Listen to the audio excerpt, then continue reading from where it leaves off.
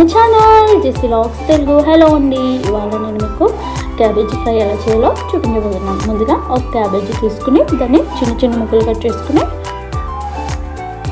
పక్కన ఉంచుకున్నాం. తర్వాత బౌల్లో వాటర్ వేసి కట్ చేసుకున్న ముక్కలు వేసి ఒకసారి కడుగుదాం. తర్వాత ఒక ఆనియన్ తీసుకుని అలాగే 2 పచ్చిమిర్చి తీసుకుని సన్నగా కట్ చేసుకుని పక్కన పెడదాం.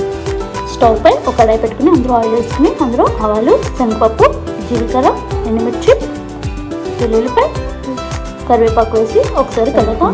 ఆనియన్, పచ్చిమిర్చి వేసి ఒకసారి కలుపుకుని వేగనిద్దాం.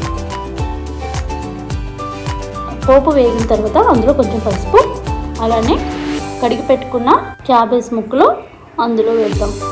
ఒకసారి కలుపుకొని మూత పెట్టి మగ్గనిద్దాం.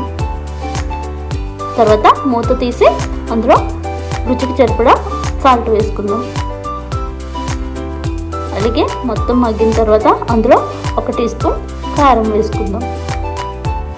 మొత్తం కలుపుకొని సిమ్లో పెట్టి ఒక 5 నిమిషాలు ఉడికిద్దాం.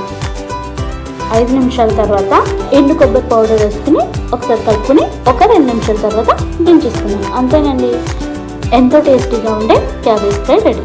నా వీడియో కనుక మీకు నచ్చినట్లయితే ప్లీజ్ సబ్స్క్రైబ్ మై ఛానల్.